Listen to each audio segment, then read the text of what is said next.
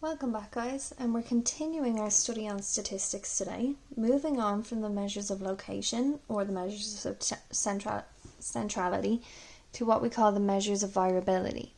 Now, we have three different ways to measure the variability of data, how accurate data is, using our range, our interquartile range, and our standard deviation. Now, both the range and the interquartile range were on the junior cert. Standard deviation is going to be new to us now on the leaving cert, okay? So our range is the biggest value minus the lowest value. Our interquartile range is the upper quartile minus the lower quartile, which is usually written as Q3 take away Q1. Now Q2 is actually the median, which we're going to see in our example in a second. The standard deviation, which we use the sigma notation to represent, can be defined as if the mean is x with a little hat and sigma is the standard deviation of a large sample, then 68% will lie between x with a little hat plus the standard deviation and the mean minus the standard deviation, which is going to be something we see in what's called the empirical rule later on. For today, we're going to focus on the range and the interquartile range, and in the next tutorial, we're going to focus on calculating the standard deviation. And then when we look at what's called inferential statistics, we're going to look at how to use the standard deviation to test the reliability of data. So for today, again, we're just focusing on the range and the interquartile range.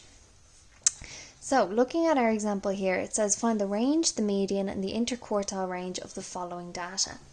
Now before I do any of that, I'm going to put this data in order to make sure that it's from smallest to largest. So I can see I have 2, which I'm going to cross off. Then I have 4, then I have 5. So I'm going to cross them off as I'm using them to make sure I've used every piece of data. I have 6, then I have 7.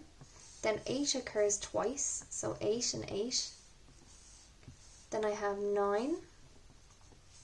Then I have 1, 2, 3 tens, 1, 2, 3, which I'm going to cross off, and cross off, 2 12s, and a 13. Now, I do like to make sure I have every piece of data, so let's check. 1, 2, 3, 4, 5, 6, 7, 8, 9, 10, 11, 12, 13, 14. 1, 2, 3, 4, 5, 6, 7, 8, 9, 10, 11, 12, 13, 14. Happy days. So part 1 here asks me to find the range, which is just the biggest value take away the smallest value. So my largest value is 13, so I'm going to take 13 and I'm going to minus my smallest value, which is 2, which leaves me with 11. And that's my range, plain and simple. The next one they want me to find is the median. Now remember, the median we just discussed can be represented by the value Q2. And we looked in the last tutorial of how I can use the formula. A half of n plus 1 can help me find the median. Well, n, we know there's 14 pieces of data plus 1, which means we get 7.5, which means between the 7th and the 8th value will be our median. So let's see now. 1, 2, 3, 4, 5, 6, 7.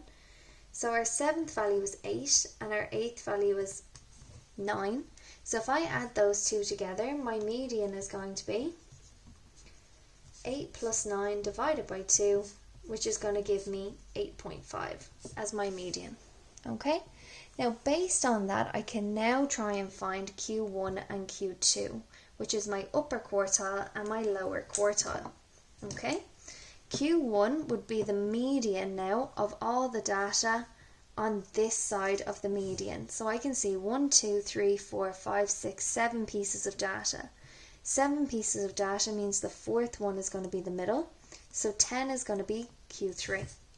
Again, 1, 2, 3, 4, 5, 6, 7 pieces of data, so the 4th one is going to be the middle. So I now have my lower quartile, Q1. Think about it, quartile. It's a quarter of the data. The lower quarter, the middle, and the upper quarter. 1 over 4, a half, and 3 over 4. Okay? So now to find my interquartile range. My rule for my interquartile range, IQ, is Q3 take away Q1, which means in this case I'm going to have 10 take away 6, which is going to give me 4.